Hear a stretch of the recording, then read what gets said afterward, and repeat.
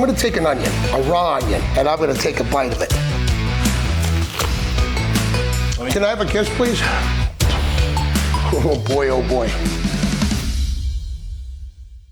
Tony Twist flattens Marcus Ragnarsson. Now Twist hammering away. And Tony Twist says, don't do that again. Twist gets sent into the hospital and has sent several guys this year.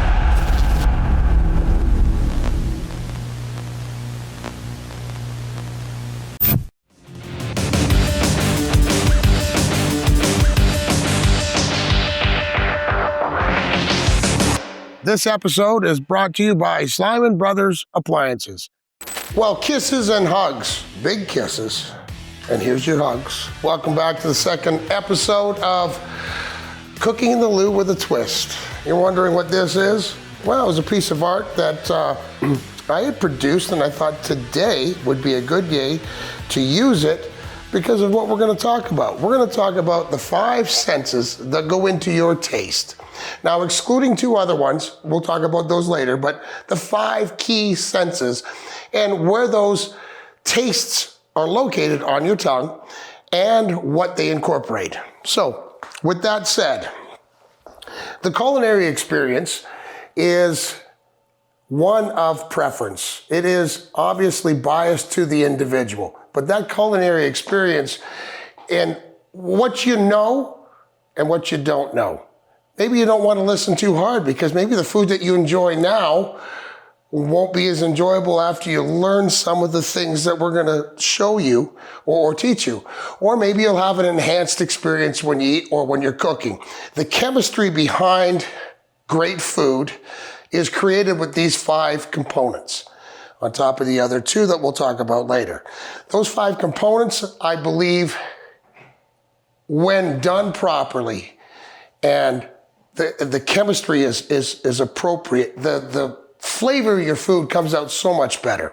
So with that said, what we're going to talk about is the 5 key flavors and the 5 key components to your food experience. So if you want to look at the screen right now, we're going to talk about those 5 key components, and we're going to start right now with sweetness. So as you read through this, I'm going to talk over top of this. Obviously, the sweetness is a key component to a lot of different foods, but you wouldn't think that there would be sugar or sweetness in a bunch of foods, but it does offset tartness and it does offset heat. Now, the combination of those 2 working off each other is part of that chemistry of making great food. The second key component, saltiness. Now, everybody enjoys salt. I'm a saltaholic in some way, shape, or form, and sometimes I do oversalt my food, and that is to do degradation of the dish. When you oversalt something, you don't get all the flavor profiles, and that's a great word, flavor profiles. Flavor profiles, I think, is if you look farther down the road into it, the profile of your food of all the different components sometimes is overtaken if you oversalt. So when talking about salt, it's important that you balance the salt with your food because it does offset bitterness and it will also accent other parts of the dish, that being the savory taste or the umami, which we're going to talk about in a second. The third, bitterness. As you read through that, I'll talk over. It's not necessarily the most talked about or the most valued piece, but it certainly does enrich. I'm sure everybody's had sour gummies or what are those things? Sour tarts or those sweet tarts or those little gummies that have the gummy bears that are, what are those called? Worms? Pardon me? Sour worms. Yeah. Worm sours. Yeah, gummy worms. Gummy worms, that's what I'm looking for. The combination of that gummy worm sweet and bitterness really does set your tongue off. Now, when cooking, that element is obviously a key component when you're mixing your dish. All right, the next one, if you look at the screen, I'll talk over that also. Sourness, obviously, is part of that, what we were talking about with the gummy worms. Sourness also is a great piece in many dishes, but I think it's overlooked. Sourness is a think of vinegar or a citrus as it says on the screen there. And it works and incorporates itself into adding a liveliness to your dish. And when, like for a citrus, if you've ever had a shrimp and had lemon with it, or lemon and cilantro. Those two really work off each other. Think about ceviche. What a great dish. I so much enjoy it. All the fresh seafood, but you're not cooking it. You're putting it in vinegar. The acids in the vinegar are cooking all those little fish components and a little bit of cilantro. Think about the tang and how delicious. I just love the dish. Now, keeping in mind, I don't suggest that you have ceviche on the beach in Mexico, or you start ordering it when you're in the sand and the hotel brings it down all the way from the hotel. And you're leaving yourself your options. There might be another addition, like maybe a Peptid or some kind of plugging device if you don't take care. But in an environment where you know it's going to be safe and it's not traveling from hundreds of yards to get to you on a warm beach, ceviche is a great example of the incorporation of those components. The next one, umami. Now, it is underrated and underscored, I believe, but it is the majority of your tongue is what is tasting the umami. And I hate pronouncing it. I'm going to pronounce it wrong. Don't correct me later. But umami is that savory part, the proteins. And your bodies want to eat the eggs and meats and fishes. That savory taste is coming from the umami. And so underscored and underappreciated, I believe, in these 5 pieces. There's a whole segment to be done there. Everybody talks about those first 4, but that 5th one is truly incorporates and puts it out all together. All right, with that said, let's go to where do you taste on your tongue? This is pretty unique. Now, if you take a look at the picture here, you can see, like I said, umami is the majority of your tongue. You got the bitter in the back, your sweet and salty up front, and the sours on the side. Now, next time you're eating your food, again, going back to what you don't know or what you do know or maybe you don't want to know, next time you're chewing your food, try that out. Move it around and see what flavor profiles you get. It's pretty unique. I've tried it out, and I think it's a different way of eating. But also you get an opportunity to taste the food and the culinary experience. There's a lot of great restaurants and chefs out there that create dishes for exactly what we're talking about. And if you can appreciate those components and understand what they are and what they add to the dish, you will get so much more out of your dining experience. All right, so we had talked about in the beginning of this episode, the 2 other senses that we don't, that is not incorporated in these first 5. That would be your smell and your sight. How many times have you gone for sushi? I love sushi. What a art form. That culinary experience is so much fun watching those guys back there make this sushi. And they do it with such speed and expertise. And when it's presented to you, oh my God, it is a beautiful work of art. I almost feel bad eating it, but that is pleasing to the senses in itself. And that brings to your mind, that's going to taste good. How many times have you had somebody that you've gone out for dinner with or is presenting a meal to you and they go, this is going to be amazing.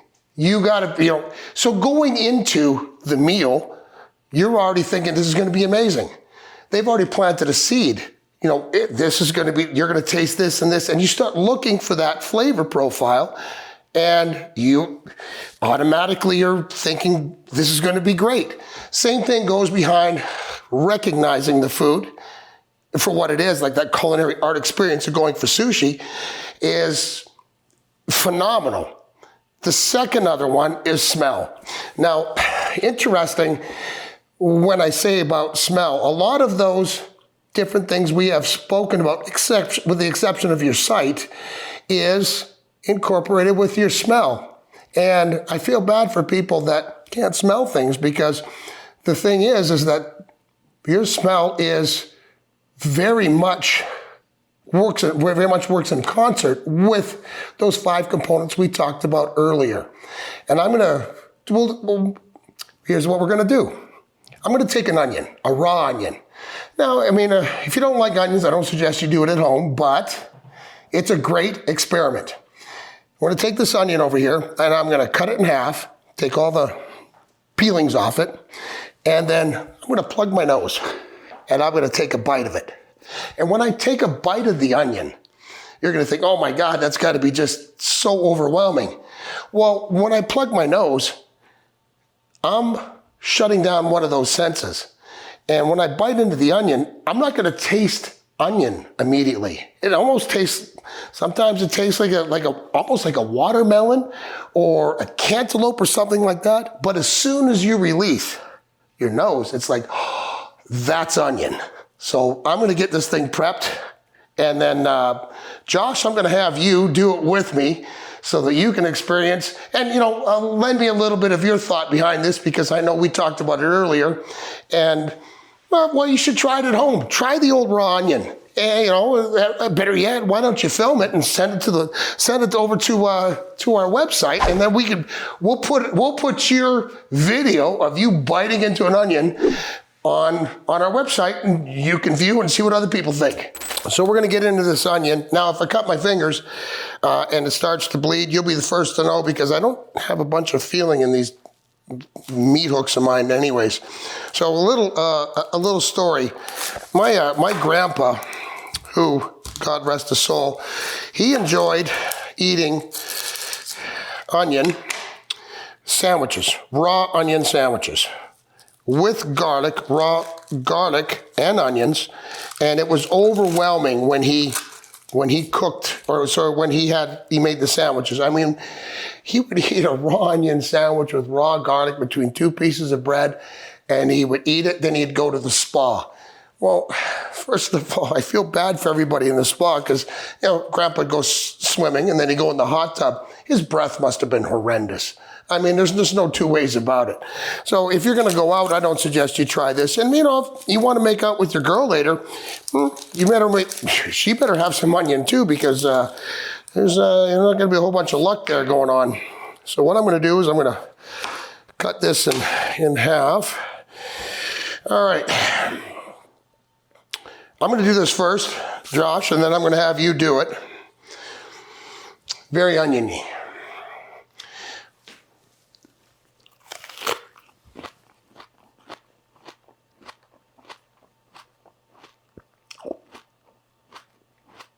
Not bad at all.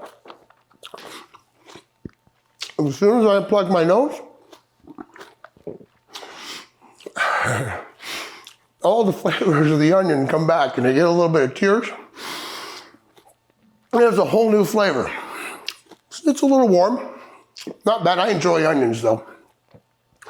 Now, to take a second bite without plugging my nose, yeah, it's a little different.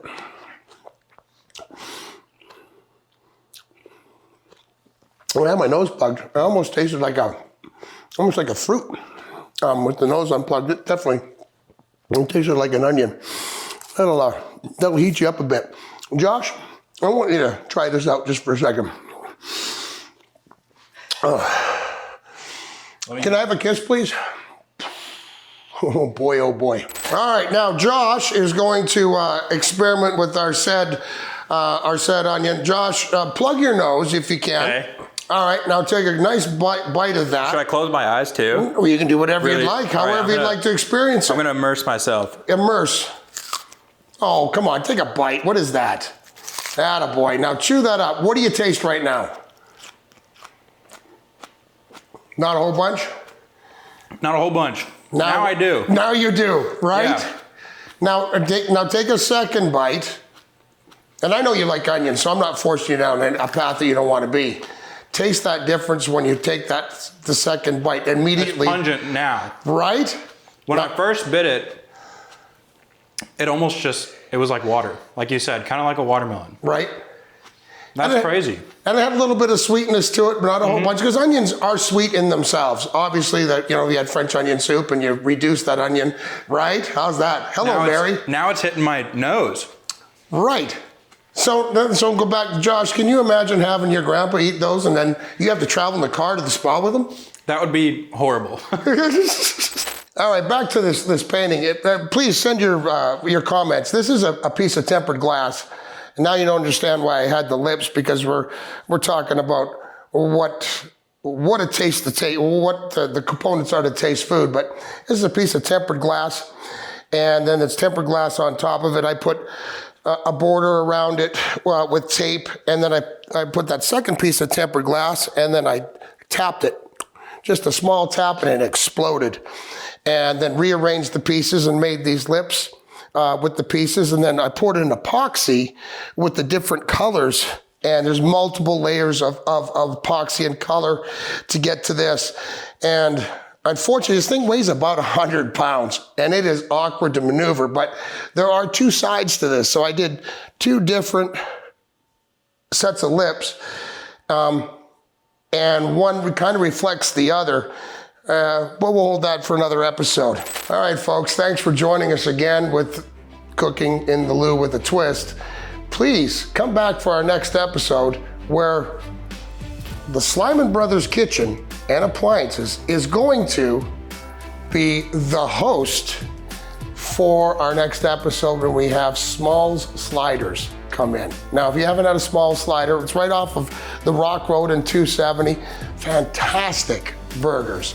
The simplicity, going back to what we just spoke about, the simplicity of the flavor profile is wonderful. There's no ketchups, mustards, and anything like that. They're very clean tasting. It's very moist.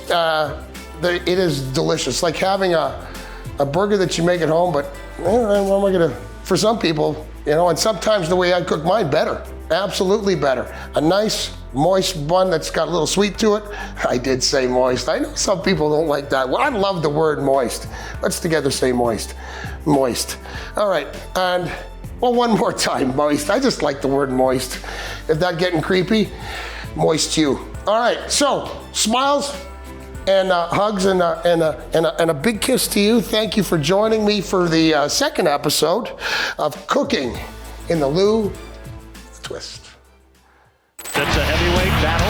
Here it's Skyreed center. Now Twist starts firing punches in there, and he gets way down on the ice. That's a heavyweight battle. Tony just keeps punching as the jersey comes off.